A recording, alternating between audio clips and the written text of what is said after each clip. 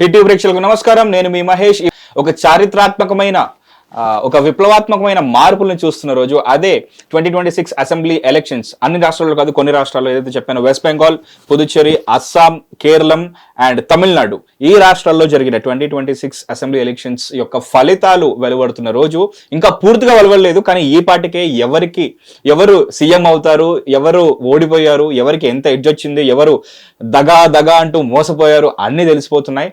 So పూర్తి numbers గురించి కాకుండా ఇప్పటివరకు వచ్చిన ఈ ప్రెసెంట్ నంబర్స్ ఏవైతే కనపడుతున్నాయో వాటిని బేస్ చేసుకుని ఎవరికి ఆ ఎడ్జ్ వచ్చిందో, ఎందుకు ఆ ఎడ్జ్ వచ్చింది, అండ్ ఎంచుకున్న క్యాండిడేట్స్ అండ్ చేసిన క్యాంపెయిన్ అండ్ ఇతరత్ర విషయాలు అన్నిటి గురించి చర్చిద్దాం with senior political analyst and senior journalist Suresh Kochil గారితో. సార్ నమస్కారం. You looking good in a good suit. హ్యాపీగా కూడా ఉన్నట్టున్నారు. కొంచెం నిద్రపోయాను ట్రైన్లో బాగా రాత్రి, కానీ 3 గంటల నుంచి మేల్కున్నాను. మళ్ళీ 7 గంటలు కాగానే ట్రైన్ కూడా లేట్ అయింది. వాళ్ళు నెల్లూరుకి వెళ్ళాను, నేను అక్కడ ఒక సెమినార్ ఉండే అక్కడ మాట్లాడడానికి వెళ్ళాను. ఓకే. సో టైర్డ్గా ఉన్నాను, కానీ మార్నింగ్ నుంచి మొదలైన ఛానల్లో తిరగడము. ఇన్ఫాక్ట్ మీరు ఇవాళ మిమ్మల్ని ఇవాళ ఫ్రీగా ఎవరు ఉంచనివ్వరు. ఫస్ట్ ఆఫ్ ఆల్ ఏ ఛానల్స్ ఉండనివ్వవు. నాకు దూరదర్శన్ నుంచి నేను క్యాన్సిల్ చేయాల్సి వచ్చింది. దూరదర్శన్, ఈటీవీ అందరు ఫోన్ చేశారు. నేను చెప్పాను నాకు కాదు, ఎందుకంటే ఒకటి చాలా షెడ్యూల్ ఫిక్సప్ అయిపోయినాయి, కానీ రేపు ఎల్లుండి చేయవచ్చు, అనాలిసిస్ చేయొచ్చు. This is the beauty of being an expert in that particular interest sir. ఎందుకంటే మన అవసరం అక్కడే ఎక్కువ వస్తుంది. అండ్ ఒక కోట్ కూడా ఉంటుంది, what life it is to be tired in job which you love అని చెప్పేసి. That is what happening. I love what I'm doing. అది ఎప్పుడు నేను చెప్తూనే ఉంటాను. నిన్న కూడా మాట్లాడుతున్నా అదే చెప్పాను, మీరు love should do what you love to do. అది లేకుంటే పొద్దున్న లేసి ఉద్యోగంకి ఏం వెళ్తావు అట్లా రాకూడదు ఎప్పుడు. True. So before we discuss this, మీకు ఒక యాప్ చెప్తాను, దాని పేరు ఈసీఐ నెట్. ఇప్పుడు నాకు సురేష్ కొచ్చిల్ సార్ చెప్పారు ఈ యాప్ డౌన్లోడ్ చేసుకోమని. ఎందుకంటే ఎలక్షన్ కమిషన్ ఆఫ్ ఇండియా వాళ్ళు రన్ చేస్తున్న యాప్ ఇది. ఇందులో మీకు ఆఖరికి క్యాండిడేట్స్ బయోడేటా కూడా ఉంది. సో ఇంకా పారదర్శకంగా రిజల్ట్స్ అసలు ఏంటి, ఎక్కడ అనలైజ్ చేయాలనుకుంటే కనుక మీకు ఈ యాప్ బాగా సహకరిస్తుంది. And will jump to today's discussion, that is election results. Sir చెప్పండి సార్, ఏ స్టేట్ తో స్టార్ట్ చేద్దాం? క్లీన్ స్వీప్ అయిపోయిన వెస్ట్ బెంగాల్ తో స్టార్ట్ చేద్దామా? ఆల్ఫాబెటికలీ స్టార్ట్ చేద్దాం. ఓకే. అస్సాం నుంచి. ఓకే. అస్సాంలో ఎక్స్పెక్టెడ్ రిజల్ట్, యాక్చువల్లీ ఇంకా ఫైనల్ రిజల్ట్ రాలేదు, కానీ చాలా మటుకు ఎక్స్పెక్టెడ్. బీజేపీ అలయన్స్ ఇద్దరు కలిసి ఆల్మోస్ట్ 95+ తీసుకెళ్తారు, దానికన్నా ఎక్కువ ఉంటుంది. బహుశా ఫైనల్ రిజల్ట్ వచ్చేదాకా రాత్రి అవుతుంది. మన ఈ వీడియో ఎడిట్ చేసి వచ్చేదాకా అప్పుడు బహుశా రావచ్చు. కానీ అస్సాంలో ఒక లెసన్ ఏంటి, అది చాలా ఇంపార్టెంట్. ఒకటి క్యాంపెయిన్ థీమ్ ఏముండే, ఎందుకంటే ప్రతి స్టేట్లో ఒక క్యాంపెయిన్ థీమ్ ఉండే. అవును సార్. వెస్ట్ బెంగాల్లో బీజేపీ మమతా బెనర్జీ వ్యతిరేకంగా కరప్షన్ కానీ, లా అండ్ ఆర్డర్ కానీ, ఈ ఇల్లీగల్ ఏలియన్స్ బంగ్లాదేశ్ నుంచి వాళ్ళ గురించి క్యాంపెయిన్ నడిపించారు. అస్సాంలో హిమంత బిశ్వ శర్మ, ఆయన క్యాంపెయిన్ అక్కడ ఉన్న మియా అంటే బంగ్లాదేశ్ నుంచి వచ్చిన ముస్లిమ్స్ని అక్కడి నుంచి తీసేయాలని చెప్పి చాలా రోజుల నుంచి, వాళ్ళకు ఇప్పుడు కాదు, బహుశా నేను కాలేజీలో ఉన్నప్పటి నుంచి ఆల్ అస్సాం స్టూడెంట్స్ యూనియన్ కూడా పెద్ద జరిగింది. అప్పుడు రాజీవ్ గాంధీ గారు ఒప్పందం చేశారు. చాలామంది యంగ్స్టర్స్ చనిపోయారు పోలీస్ ఫైరింగ్ అంతా. దాంట్లో వాళ్ళకేముండంటే, మా అస్సాం ప్రొఫైల్ మార్చేస్తున్నారు మీరు, మా కల్చర్ మార్చేస్తున్నారు ఈ బంగ్లాదేశ్ నుంచి వచ్చిన వాళ్ళు. ఓకే. అది ఇందిరాగాంధీ గారు చేసిన ఒక తప్పు. 71 వార్ తర్వాత వచ్చిన వాళ్ళకి షీ గేవ్ పర్మిషన్ అనమాట. చాలామంది వచ్చి సెటిల్ అయిపోయారు, బెంగాల్ వైపు కానివ్వండి, మన అస్సాం వైపు అంతా. కానీ దాని తర్వాత పెద్ద గొడవ జరిగితే ఆల్ అస్సాం స్టూడెంట్స్ వాళ్ళు పోరాటం చేశారు. మా కల్చర్ పోయింది, మా ఫుడ్ హ్యాబిట్స్ పోయింది, భాష పోయింది, వీళ్ళు డ్రెస్ చేసి లుంగి వేసుకొని తిరుగుతారు, వీళ్ళు ఏంటి ఇదని చెప్పేసి పెద్ద గొడవ నడిచింది. దాని తర్వాత ఒక నేషనల్ రిజిస్టర్ ఆఫ్ సిటిజన్స్ చేయాలని నిర్ణయించుకున్నారు. ఎన్ఆర్సీ మన హైదరాబాద్లో మాట్లాడితే మన ఓవైసీ గారు కోపడతారు ఇప్పుడు, కానీ అస్సాంలో ఆల్రెడీ ఇంప్లిమెంట్ చేశారు అది. That under supreme court guidelines. Basically మీరు ఇండియన్ సిటిజనా కాదా, నేషనల్ రిజిస్టర్ ఆఫ్ సిటిజన్స్ ప్రతి దేశంలో ఉంది, కానీ మన దేశంలో లేదు.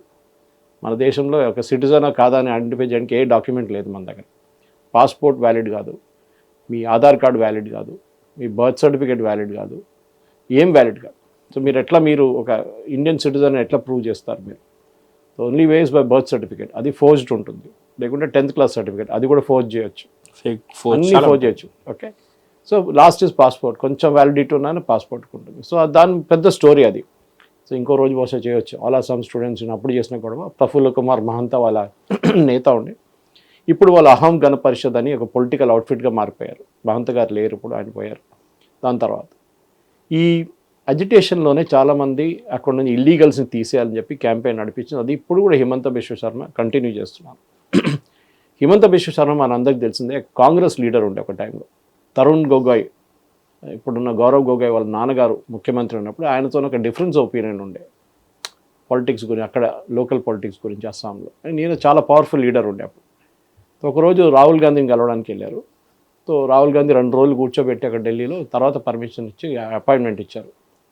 కలవడానికి వెళ్తే సీరియస్ డిస్కషన్లో మాట్లాడదానుకుంటే రాహుల్ గాంధీ కుక్కని బిస్కెట్ తినిపిస్తున్నాడు. ఇది యాక్సెప్టెడ్ స్టోరీ. ఇది నేనేదో నా కథ చెప్పట్లేదు, కానీ ఇది జరిగింది చెప్తున్నారు. రాహుల్ గాంధీ కూడా అంగీకరించారు, జరిగింది, తప్పయిందని చెప్పేసి. కుక్క బిస్కెట్ తినిపిస్తున్నాడు అనమాట. కుక్కని తినిపిస్తూ మాట్లాడుతూ కుక్క వెళ్ళిపోయింది. కొంచెంసేపు అయినప్పుడు అప్పుడు హిమంత బిశ్వ శర్మ ఓ మీరు ఉన్నారా ఇక్కడ అని చెప్పి ఈ కుక్క బిస్కెట్ ఆయనకి ఇచ్చింది. ఆయనకు కోపం వచ్చింది. ఆయన అక్కడ దిగి వెళ్ళిపోయి డైరెక్ట్ బీజేపీ ఆఫీస్కి వెళ్ళిపోయాడు. ఆలోచించండి, అస్సాంలో నంబర్ 2 ఉండే ఆయన రాజీనామా చేసి బీజేపీలో జాయిన్ అయ్యాడు. ఇప్పుడు ఆయన ఇప్పుడు మూడోసారి ముఖ్యమంత్రి కాబోతున్నారు. అంటే బీజేపీ గవర్నమెంట్ అనుకోండి. ఫస్ట్ టైం సర్బానంద సోనోవాల్ ఉండే బీజేపీగా ముఖ్యమంత్రి, ఆయన ఇప్పుడు యూనియన్ క్యాబినెట్లో ఉన్నారు. ఇప్పుడు తర్వాత హిమంత బిశ్వ, ఇప్పుడు మళ్ళీ హిమంత బిశ్వ. నార్త్ ఈస్ట్లో ఒక పవర్ఫుల్ అమిత్ షా మ్యాన్ అనేది ఇప్పుడు హిమంత బిశ్వ శర్మ. మణిపూర్లో గొడవ జరిగినప్పుడు హిమంత బిశ్వ శర్మని పంపించారు, నువ్వు వెళ్ళి చూడ ఏమవుతుంది అక్కడ అని చెప్పేసి. అంత కాన్ఫిడెన్స్ ఉంది సెంట్రల్ లీడర్షిప్కి. హిమంత బిశ్వ శర్మ కూడా అది ప్రూవ్ చేశారు. అంటే హీజ్ అ రియల్ ఫైటర్. ఆయన భార్య మీద ఆరోపణ చేసిన పవన్ ఖేరా మీకు గుర్తుంటుంది, ఆయన కూడా తెలంగాణలో వచ్చి యాంటిసిపేటరీ బెయిల్ తీసుకున్నారు. దానికి సుప్రీంకోర్టు క్యాన్సిల్ చేశారు. దాని వ్యతిరేకంగా మళ్ళీ ఆయన వెళ్ళి సుప్రీంకోర్టుకి వెళ్ళి బెయిల్ తీసుకున్నారు. అది కాకుండా హిమంత బిశ్వ శర్మ ఈ గౌరవ్ గొగోయ్ భార్య మీద ఆరోపణ చేశారు. దానికి పాకిస్తాన్తో పనిచేశారని చెప్పి she's a foreign lady Elizabeth. అదన్నీ పెద్ద గొడవ. అస్సాంలో అది చాలా మటుకు ఆ పాలిటిక్స్ నడుస్తుంది. అది ఇప్పుడు ఫారినర్ అనగానే వాళ్ళ కోపం వస్తుంది, మా స్టేట్లో మీరు ఏం చేస్తున్నారని చెప్పి. అస్సాంలో ఎందుకంటే వాళ్ళ కల్చర్ మార్చేస్తున్నారు. ఇప్పుడు మన తెలంగాణలో అనుకుంటే రేపు వచ్చి బెంగాలీలు వచ్చి మొత్తం టేక్ ఓవర్ చేసుకుంటే బిర్యానీలు ఉండవు, మన లోకల్ ఫుడ్ ఉండదు, ఏముండదు, వాళ్ళ కల్చర్ వచ్చేస్తుంది. బతుకమ్మ ఉండదు, ఏముండదు. అదే అస్సాంలో వచ్చిన ప్రాబ్లం అనమాట. సో ఆ ప్రాబ్లం నుంచి పుట్టిన ఒక నేషనలిస్టిక్ స్పిరిట్ ఒకటి ఉంది అస్సాం కోసం. అదే సార్, అంతమంది రెఫ్యూజీస్ వచ్చారు అక్కడ నుంచి. ఎందుకంటే 71 వార్ తర్వాత చాలా మటుకు వచ్చారు. మళ్ళీ రోహింగ్యాలు వచ్చారు, బంగ్లాదేశ్ వైపు నుంచి వచ్చి అక్కడ ఎంటర్ అయ్యారు వాళ్ళు కూడా. సో లాస్ట్ సుప్రీంకోర్టు కూడా చెప్పారు వీళ్ళని తీసేసి వీళ్ళు పంపించారు. సో రాజీవ్ గాంధీ అగ్రిమెంట్లో ఏం చేశారంటే అస్సాం కాకుండా మిగతా రాష్ట్రాలకు పంపించేశారు వీళ్ళు. అది చేసిన పెద్ద తప్పు. అది ఆ టైంలో ముస్లిం ఓట్స్ కోసం చేసిన పని. ఇప్పుడు కూడా అంతే. ఈసారి కాంగ్రెస్ గెలిచిన ఫస్ట్ లిస్ట్లో నేను చూసిన విన్నర్స్ లిస్ట్లో 22-23 మంది అప్పుడు నేను చూసిన టైంలో గెలిచిన వాళ్ళు 3 హిందువులు ఉన్నారు, మిగతా 20 మంది ముస్లిమ్స్. అంటే అంత మట్టుకు వాళ్ళు దాని మీద ఉన్నారు. ఇన్ఫాక్ట్ అక్కడ ఒక పార్టీ ఉంది ఏఐయుడిఎఫ్, నాకు తెలియదు ఎన్ని సీట్లు గెలిచారు చూడాలి ఇవాళ. ఏఐయుడిఎఫ్ బద్రుద్దీన్ అజ్మల్ అని చెప్పి ఒక బంగ్లాదేశ్ నుంచి వచ్చిన ఒక లీడర్, వాళ్ళ పార్టీ ఉంది. వాళ్ళు 25-26 సీట్ల వాళ్ళకి ఇన్ఫ్లుయెన్స్ ఉంది, ముస్లిం మెజారిటీ. నార్త్ అస్సాంలో ఉంటున్నారు అంతా. సో ఇది అస్సాంలో ఉన్న స్టోరీ. సో హిమంత బిశ్వ శర్మ ఆ నేషనలిస్టిక్ స్పిరిట్ని పెట్టుకొని గవర్నమెంట్ పర్ఫార్మెన్స్, ఎందుకంటే ఒక టైంలో 2014 దాకా అస్సాం అనగానే ఎక్కడో అస్సాం, ఎక్కడో north east, out of sight out of mind అంటాం ఇంగ్లీష్లో. డెవలప్మెంట్ లేదు, ఏం లేదు. ఇప్పుడు చూడండి లాస్ట్ 10-15 సంవత్సరాల్లో చాలా మటుకు మార్పులు వచ్చినాయి అక్కడ. బ్రిడ్జెస్ కానీ, మీరు రోడ్స్ కానివ్వండి, కనెక్టివిటీ ఇంప్రూవ్మెంట్, ఎయిర్పోర్ట్స్, కొత్త ఎయిర్పోర్ట్లు కట్టడం, ఉడాన్ కనెక్టివిటీ స్కీమ్ లాంటి స్కీమ్ తీసుకొని చాలా మటుకు చేశారు యూనియన్ గవర్నమెంట్, స్టేట్ గవర్నమెంట్ కలిసి. దాని డెవలప్మెంట్ ఆన్ గ్రౌండ్ కనిపిస్తుంది ప్రజలకి. బహుశా ఈసారి కూడా ఓటేళ్ళు అడిగినప్పుడు పర్ఫార్మెన్స్ మీద మాట్లాడారు, గవర్నెన్స్ మీద మాట్లాడారు. సో ఆబ్వియస్లీ హిమంత బిశ్వ శర్మకి అదొక పాజిటివ్ ఆస్పెక్ట్గా వచ్చిందనమాట. రెండవది మనం చూస్తే అక్కడున్న యంగ్స్టర్స్ కూడా ఉద్యోగం రావాలని చెప్పి అక్కడ ఉద్యోగాలు పెట్టడానికి మొదలుపెట్టారు. ఎందుకంటే మనకు తెలుసు నార్త్ ఈస్ట్లో ఉన్న చాలామంది మన దగ్గర రెస్టారెంట్లో, బ్యూటీ పార్లర్లో అక్కడ పనిచేస్తాం. ఇక్కడ ఒకటే కాదు, మీరు బెంగళూరుకి వెళ్ళండి, ఢిల్లీకి వెళ్ళండి, ఎక్కడైనా వెళ్ళండి, ముంబైకి వెళ్ళండి. వాళ్ళు ఎందుకు ఇక్కడ రావాలి? వాళ్ళు అక్కడ ఎందుకు ఉద్యోగం చేసుకోలేకపోతున్నారు? వాళ్ళు చదువుకోవడం కూడా చాలామంది ఢిల్లీలో చదువుకుంటారు వచ్చి. అది మెయిన్గా వాళ్ళకి ఒకటి ఎడ్యుకేషన్, నెక్స్ట్ ఎంప్లాయ్మెంట్, ఇది 2 ప్రొవైడ్ చేయాలి. దానికోసం ఇప్పుడు చూడండి సెమీ కండక్టర్ ల్యాబ్ కడుతున్నారు అక్కడ అస్సాంలో. మీరు ఆలోచించలేరు ఒక టైంలో అది కూడా అక్కడ వస్తుందనేది. ఓకే, ఇది డెవలప్మెంట్ అనేది, ఆన్ గ్రౌండ్ డెవలప్మెంట్. దాని తర్వాత నార్త్ ఈస్ట్ కూడా, most of north east including Arunachal Pradesh వైపు కూడా వాళ్ళు రోడ్లు వేస్తున్నారు, డెవలప్మెంట్ చేస్తున్నారు. ఒక టైంలో ఏకే ఆంటనీ ముఖ్యమంత్రి మన డిఫెన్స్ మినిస్టర్గా ఉన్నప్పుడు ఒక స్టేట్మెంట్ ఇచ్చారు పార్లమెంట్లో, మీరు అరుణాచల్లో, లదాఖ్లో రోడ్ ఎందుకు కట్టట్లేదు అంటే అది చైనా వాళ్ళు కోప్పడతారు మనం కడితే అని చెప్పారు. Official statement, it is still there on record. ఆలోచించండి, అంత భయపడుతుండే చైనాని. మనం రోడ్ వేస్తే చైనా కోప్పడతారంట. ఆలోచించండి, మన ఆర్మీ కావాల్సిన రోడ్ అదని. ఓకే, ఆర్మీ ట్యాంకులు తీసుకెళ్ళడానికి, ఆర్మీ ట్రక్స్ మూవ్ చేయడానికి అట్లా ఉండే పరిస్థితి. So I'm not surprise with Assam. కానీ నేను విన్నాను గౌరవ్ గొగోయ్ ఓడిపోయాడు అని. That is a big blow. Gaurav Gogoi is Congress face అస్సాంలో. వాళ్ళ నాన్నగారి పేరు అఫ్కోర్స్ ఆయన వారసత్వం నడిపిస్తున్నాడు, కానీ ఆయన ఓడిపోవడం ఏంటి అది అర్థం కావట్లేదు. ఈ ఎలక్షన్ కన్నా ముందు, ఎలక్షన్ జరిగే ముందు కూడా, క్యాంపెయిన్ కన్నా ముందు అస్సాం ప్రదేశ్ కాంగ్రెస్ చీఫ్ బీజేపీలో చేరిపోయింది. ఓకే, ఆలోచించండి, ప్రదేశ్ కాంగ్రెస్ చీఫ్ బీజేపీలో చేరిపోయింది. అందుకని డిఫరెన్స్ ఒపీనియన్ అగైన్ ఉన్నాయి. ఆ కుక్క బిస్కెట్ స్టోరీ ఇప్పుడు మీకు తెలిసిపోతుంది ఎందుకు ఇంపాక్ట్ ఎందుకు ఉందనేది. ఆ రోజు హేమంత బిశ్వ శర్మ మాట విని సార్ట్అవుట్ చేసుకుంటే అయిపోతుండే. ఎవరైనా ఇద్దరు నడుమిట్లో డిఫరెన్స్ ఒపీనియన్ ఎప్పుడు ఉంటుంది పాలిటిక్స్లో. ఇప్పుడు ఏదైనా గొడవ ఉంటే అమిత్ షా ఏం చేస్తారు, ఇద్దరిని పిలిపిస్తారు, రా వచ్చి కూర్చో అని చెప్తారు, మాట్లాడతారు, ఇట్లా అని చెప్పి సార్ట్అవుట్ చేస్తారు. అది చేయకుండా మీకు ఇంట్రెస్ట్ లేదు, 2 రోజులు ఆయన అస్సాం భవన్లో కూర్చోబెట్టి తర్వాత అపాయింట్మెంట్ ఇచ్చి తర్వాత కుక్క బిస్కెట్ ఇచ్చినప్పుడు ఆయన న్యాచురల్ కోపడతాడు. ఆయన అదే జరిగింది. Assam I think Himanta Biswa Sharma credit.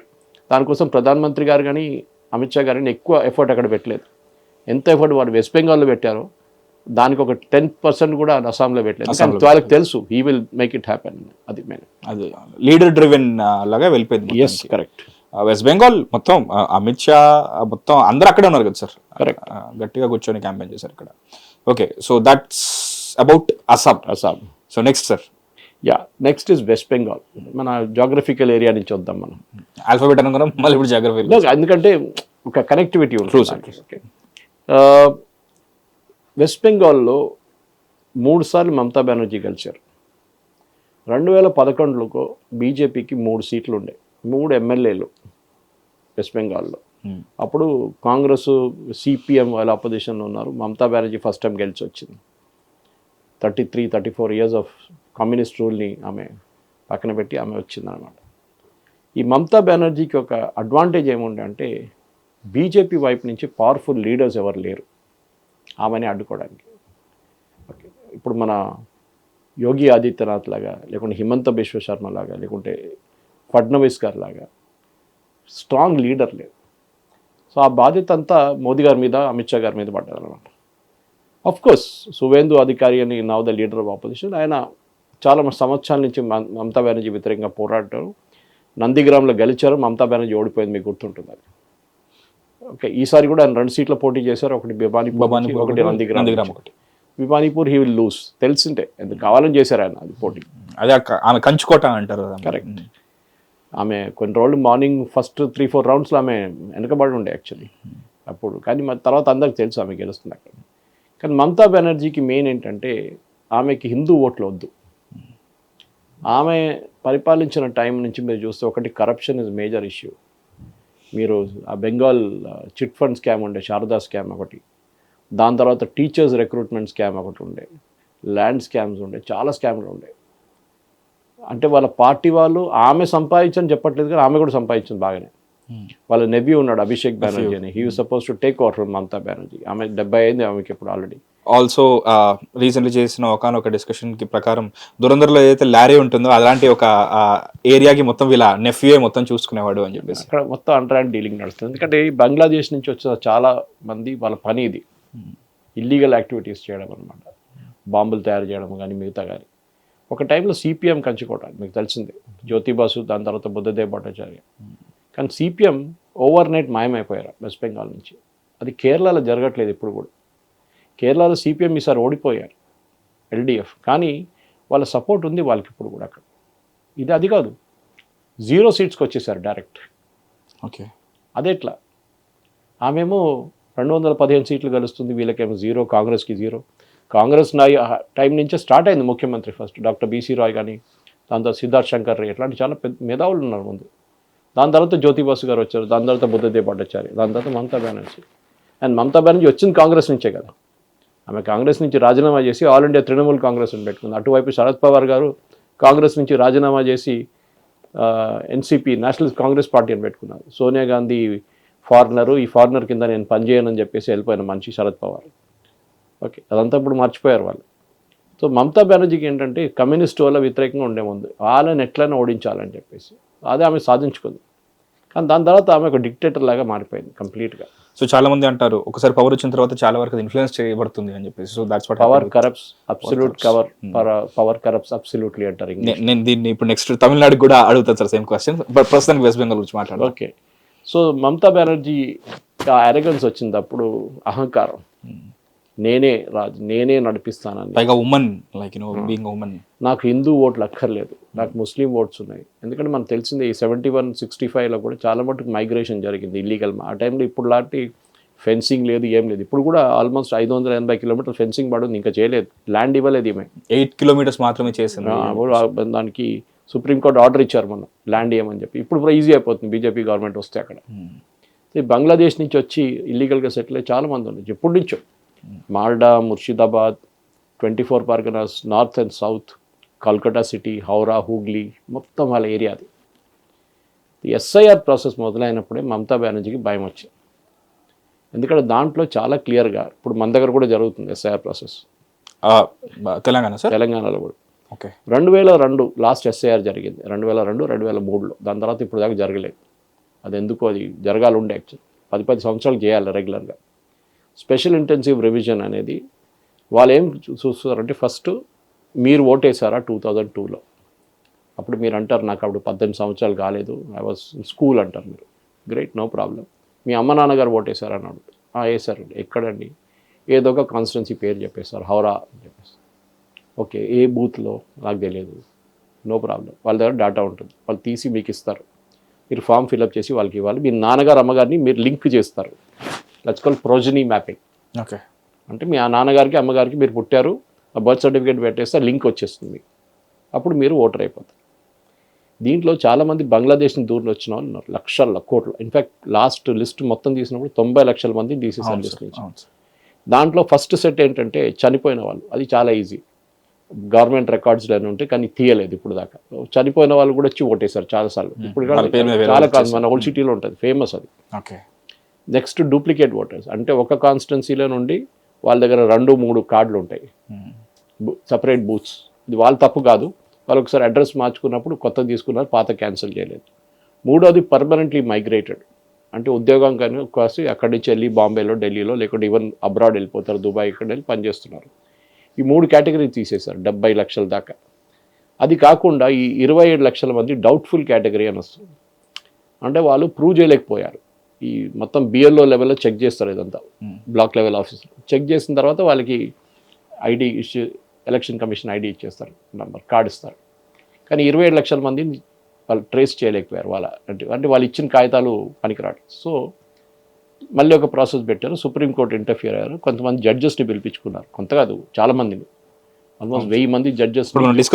చాలా వరకు పెండింగ్ కేసులు వదిలేసి మరి వెళ్ళారు. వాళ్ళే అక్కడ వెళ్ళి చేసి చెక్ చేశారు, జూనియర్ లెవెల్ జడ్జెస్ చెక్ చేసి కొంతమందిని క్లియర్ చేశారు, 1-2 లక్షల మంది. మిగతా వాళ్ళు మళ్ళీ అపెలేట్కి వెళ్ళారు, అంటే మీరు అపీల్ చేయడానికి. అప్పుడు మళ్ళీ వీళ్ళు కోర్టుకి వెళ్ళారు. సో సుప్రీంకోర్టు అన్నారు ప్రాసెస్ స్టార్ట్ అయిపోయింది, ఎలక్షన్ స్టార్ట్ అయింది, ఇప్పుడు ఏం చేయలేము, తర్వాత చూద్దాం, వీళ్ళు ఎలక్షన్ అయినాక నెక్స్ట్ ఎలక్షన్లో మీకు క్లియర్ అయిపోతే మీరు ఓటేయచ్చు. అది ఎస్ఐఆర్ ప్రాసెస్. సో ఈ ఎస్ఐఆర్ ప్రాసెస్లో ఆల్మోస్ట్ 90 లక్షల మందిని తీసేశారు ఓవరాల్గా. దాన్ని మీరు 294 కాన్స్టిట్యున్సీస్ ఉన్నాయి వెస్ట్ బెంగాల్, డివైడ్ చేస్తే 30,000 ఓట్లు పోతాయి ఒక్కొక్క కాన్స్టిట్యున్సీకి యావరేజ్గా. డిలీట్ అయిందని అన్నిట్లో సేమ్ కాలేదు, కొన్ని కాన్స్టిట్యున్సీలో 50,000 డిలీట్ అయినాయి, కొన్నిట్లో 10,000 డిలీట్ అయినాయి. చాలా మటుకు ముస్లిమ్స్ ఒక్కరే కాదు, హిందువులు కూడా డిలీట్ అయినాయి. బంగ్లాదేశ్ నుంచి వచ్చిన ఒక పెద్ద కమ్యూనిటీ పేరు మత్వా. ఓకే, వీళ్ళు షెడ్యూల్ కాస్ట్, వీళ్ళు కొంతమంది ఓబీసీస్ ఉంటారు. ఈ మత్వా కమ్యూనిటీకి వాళ్ళు వచ్చినప్పటి నుంచి వాళ్ళకి సిటిజన్షిప్ ఇవ్వలేదు, ముస్లిమ్స్కి ఇచ్చారు, హిందువులకి ఇవ్వలేదు. కమ్యూనిస్టులు చేసిన గొడవ ఇది, వాళ్ళు చేసిన కుట్ర. మమతా బెనర్జీ కూడా అదే కంటిన్యూ చేసింది, ఇంకా హిందువులు వాళ్ళకి ఓటేయారు కదా అని చెప్పి.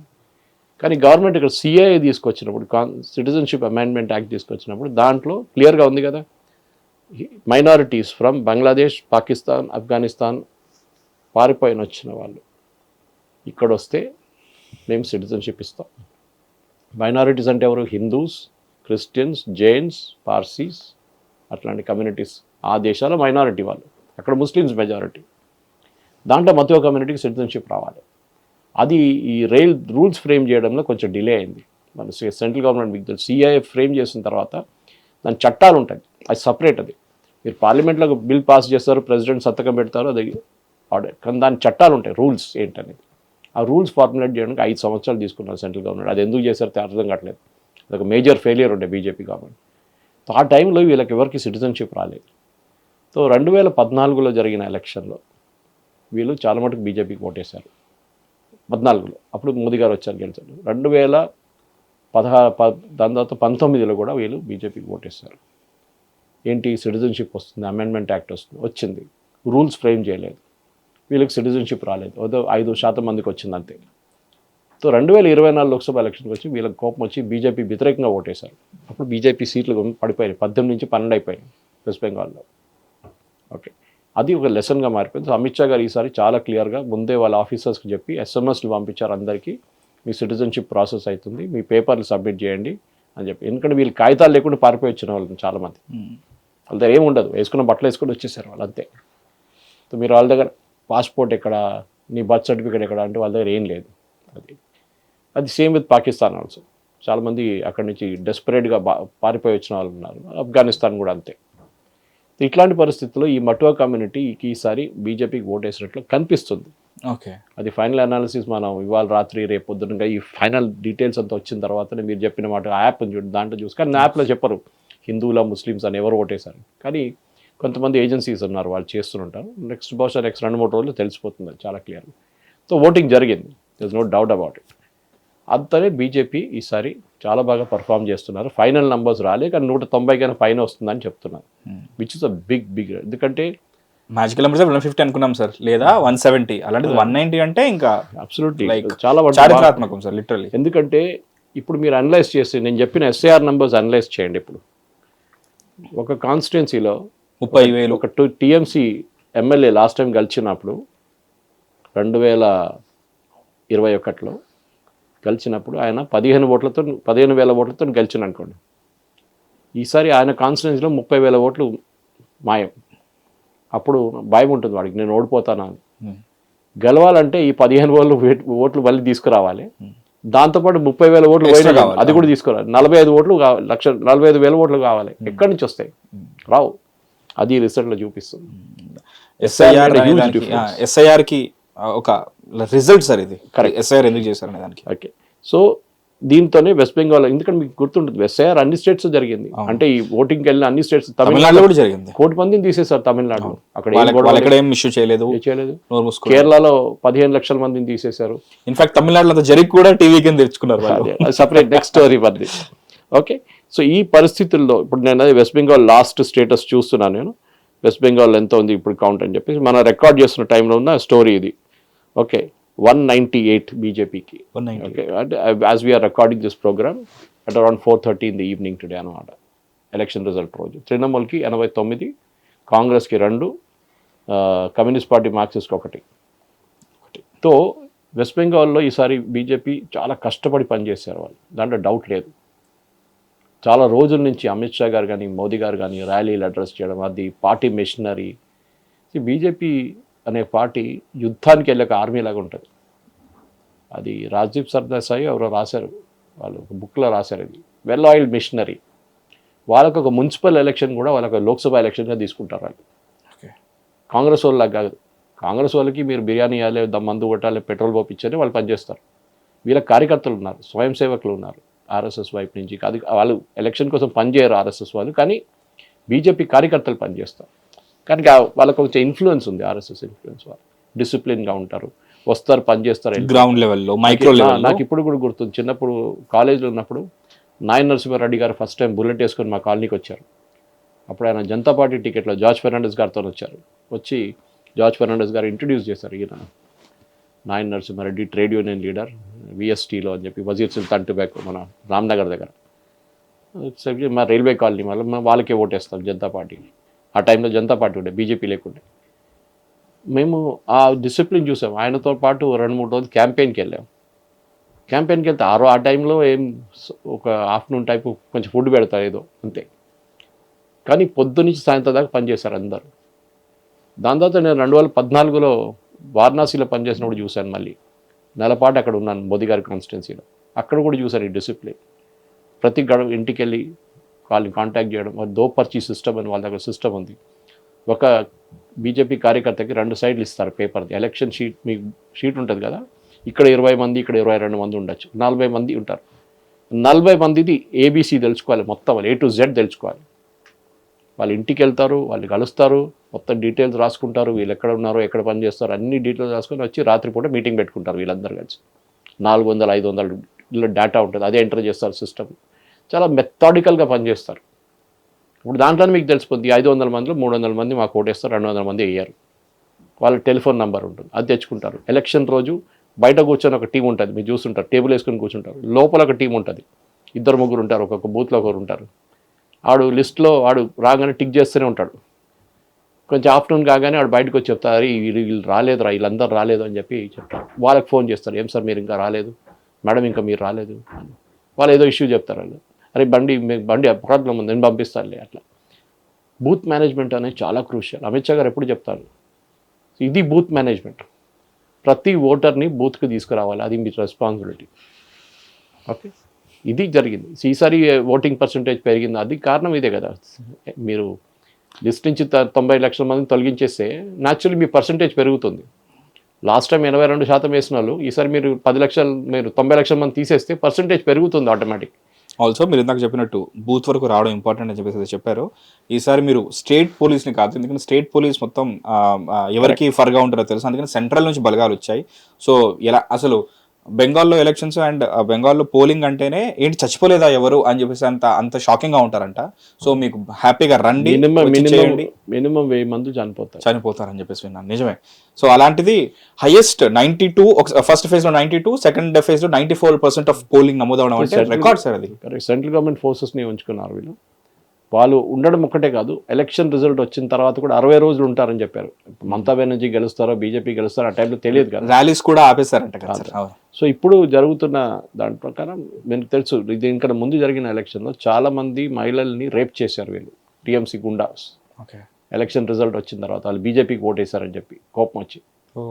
సో దానికోసం ఈసారి మీరు చూసుంటారు, మార్గ్ ఒక ఏజెన్సీ వాళ్ళు సర్వే చేశారు ఇండియా టుడే కోసం, కానీ వాళ్ళు రిజల్ట్ ఇవ్వలేదు. వాళ్ళు అన్నారు అక్కడ వెళ్తే మీకు మాకు ఏ స్టేట్లో ప్రాబ్లం లేదు, వెస్ట్ బెంగాల్లో అడిగితే భయపడుతున్నారు, మీరు ఎవరికి ఓటేశారని చెప్తే భయపడుతున్నారు, కానీ మీరు ఎక్కడి నుంచి వచ్చారని వాళ్ళకి తెలియదు. వీళ్ళు ఏదో ఏజెన్సీ పేరు చెప్తారు కదా, వాడు టీఎంసీ వాడు ఉండొచ్చు, బీజేపీకి వేస్తారంటే వాళ్ళు మార్క్ చేసుకుంటారు చవీలు కథ. ఎంతోమందిని చంపేశారు. దాన్ని చంపిన వాళ్ళు 2 పోటీ చేశారు, వాళ్ళ వైఫ్స్ పోటీ చేశారు. ఈసారి ఆర్జే కార్ మెడికల్ కాలేజ్లో రేప్ చేసిన అమ్మాయి వాళ్ళ మదర్, చంపిన అమ్మాయి మదర్ పోటీ చేశారు. 80,000 ఓట్స్ అప్పటికే ఆమెకి. So she said I'm fighting for a cos. So Bengal election ఈసారి జరిగింది బేసిక్లీ మహేష్. ఒకవైపు బీజేపీ చాలా కష్టపడి పనిచేస్తారు, ఇంకోటి మమతా బెనర్జీ మీద ఉన్న కోపం. ఓకే, అంటే మీరు ఎంత పెద్ద మనిషి అయినా కానీ మీకు ఒక హంబుల్నెస్ ఉండాలి. నేనే పెద్దోడు, నాకనేవాడు లేడు, నేనే దేవుడు అనుకుంటే ఆ ఒక్కరోజు మీకు కింద పడతారు. హిందీలో అంటారు ఆస్మాన్ పే ఉండే వాళ్ళే మిట్టి మేమేలు చేయగాలి. అది జరుగుతుంది. అదే మమతా బెనర్జీతో జరిగింది, అదే స్టాలిన్తో కూడా జరిగింది. అంటే సార్ సరే 15 ఏళ్ల క్రితం ఇదే మమతా బెనర్జీని వాళ్ళు ఎన్నుకున్నారు. అప్పుడు కమ్యూనిస్ట్ పార్టీ ఉండింది, వాళ్ళని ఓడించి మమతా బెనర్జీ మొత్తానికి అప్పుడు గెలిచారు. ఇప్పుడు 15 ఏళ్ళ తర్వాత ఇప్పుడు ఈమె దిగింది. అంటే దీన్ని అంటే 15 ఇయర్స్, ప్రతి 5 to 10 to 15 ఇయర్స్కి ఒకసారి ఆ రెజిమ్ మారాలని చెప్పేసి అక్కడ ఉన్న లోకల్సే మార్చుకోవాలనుకుంటారు కదా, అదేమైనా ఫర్ అయిందంటారా, లేకపోతే ప్యూర్లీ బీజేపీ క్యాంపెయిన్ స్టైలా? అది యాంటీ ఇన్కంబెన్సీ అంటాం మనం ఓటింగ్ లాంగ్వేజ్లో. యాంటీ ఇన్కంబెన్సీ అంటే గవర్నమెంట్ వ్యతిరేకత. అది ఏదైనా ఉండొచ్చు కారణాలు, లా అండ్ ఆర్డర్ ఉండొచ్చు, మహిళల సురక్ష గురించి ఉండొచ్చు, వెల్ఫేర్ స్కీమ్స్ ఉండొచ్చు, కరప్షన్ గురించి ఏదైనా ఉండొచ్చు. కానీ మమతా బెనర్జీ 3 సార్లు గెలిచింది, గవర్నమెంట్ ఆమె దగ్గర ఉంది, ముస్లిం ఓట్ బ్యాంక్ ఉంది పెద్దది. 120 కాన్స్టిట్యున్సీలో ముస్లిమ్స్ ఒక 20% నుంచి 40% నుంచి 60% దాకా ఉన్నారు. మళ్ళీ ఎట్లా ఓడిపోతారు? సో ఏం జరిగిందంటే ఈసారి హిందూ కన్సాలిడేషన్ జరిగింది. ఓకే, హిందువులందరూ బీజేపీ క్యాంపెయిన్ ఏమైనా ఉండొచ్చు, వాళ్ళందరూ ఏకీకృతమయ్యారు. అన్నారు ఇక్కడ ముస్లిమ్స్ మమ్మల్ని డిక్టేట్ చేస్తున్నారు, మేమేం చేయాలని చెప్పి ఒక లెసన్ వీళ్ళకి నేర్పిస్తాం. మమతా బెనర్జీ ఒక లెసన్ మేము అక్కర్లేదు కదా ఆమెకి, ముస్లిం లాలు సరే మేము చూసుకుంటాం, అది ఓటేసారి ఈసారి. ఓకే, సేమ్ లైక్ అస్సాంలో వచ్చి మా కల్చర్ అయిపోతుందని చెప్పేసి ఇక్కడే వాళ్ళ అది కాదు, వాళ్ళకి ఏం చేయట్లేదు. ముస్లిమ్స్కి మద్రసాలకి ఫండ్ ఇవ్వడము, అది ఇవ్వడము, ఇది ఇఫ్తార్ పార్టీలకి వెళ్తుంది, దుర్గా పూజ పెట్టినప్పుడు రెస్ట్రిక్షన్స్ పెడుతుంది. ఏమనంటే నేను కూడా బెంగాలీ హిందూని అంటారు, కానీ చేసే పని ఇట్లాంటి పని. ఆమె నెవ్యూ అభిషేక్ బెనర్జీ, వాడు ఇంక నంబర్ 1 గుండాడు. వాడు మాట్లాడుతున్న లాంగ్వేజ్ చూస్తే మనకు తెలిసిపోతుంది, అరెగెన్స్. నేను మా ఆంటీ తర్వాత నేనే నెక్స్ట్ అని చెప్పేసి. ఇప్పుడు వాడిని కూడా కరెక్ట్ వాని ప్లేస్ చూపించారు, ఎక్కడ కూర్చోవాలి ఒక్కడే కూర్చోవాలి. బహుశా పారిపోతాడు స్టేట్ నుంచి 100%. వారి మీద అంత ఎన్ని కేసులు ఉన్నాయి. లిటరల్లీ లారీ అని చెప్పేసి చెప్పారు సార్ అక్కడ. అదే ఈజ్ నంబర్ 1 గుండా. చూడ్డానికి బాగుంటాడు, హ్యాండ్సమ్గా ఉంటాడు, కానీ చేసే పనులు ఇట్లాంటి పనులు. అది సినిమా లాగానే అక్కడ సినిమాలో చూపించిన Akshay Khanna very handsome. That brings us to Tamil Nadu. Hit TV app, ఇందులో short news, live news, entertainment shows, movies, digital magazines తో పాటు మీ జిల్లా వార్తలను కూడా ఫ్రీగా చూడొచ్చు. ఇంకెందుకు ఆలస్యం, వెంటనే హిట్ టీవీ యాప్ ని డౌన్లోడ్ చేసుకుని ఫ్రీగా ఎంటర్టైన్మెంట్ పొందండి. Hit TV app. Hit TV app. Please download hit TV app. Hit TV యాప్ని ఫ్రీగా డౌన్లోడ్ చేసుకొని ఎంజాయ్ చేయండి. మీకు నచ్చిన ఎంటర్టైన్మెంట్ కోసం హిట్ టీవీ యాప్ ని ఫ్రీగా డౌన్లోడ్ చేసుకుని ఎంజాయ్ చేయండి. హిట్ టీవీ యాప్ని డౌన్లోడ్ చేసుకుని ఆస్వాదించండి, ఆశీర్వదించండి. ఇంతమంది సెలబ్రిటీలు హిట్ టీవీ యాప్ ని డౌన్లోడ్ చేసుకోండి అని చెప్తున్నారంటే ఎంత మంచి యాప్ ఆలోచించండి. అమెరికా అమెరికా అమెరికా అమెరికాలో చదవాలనుకునే వాళ్ళకి విశ్వసనీయమైన పేరు మన శౌర్య కన్సల్టెన్సీ. UK లో 1 year masters. UK లో 1 year masters. 2 years work permit up to 5 years visa. Contact Saurya Consultancy. Contact 89851 89851.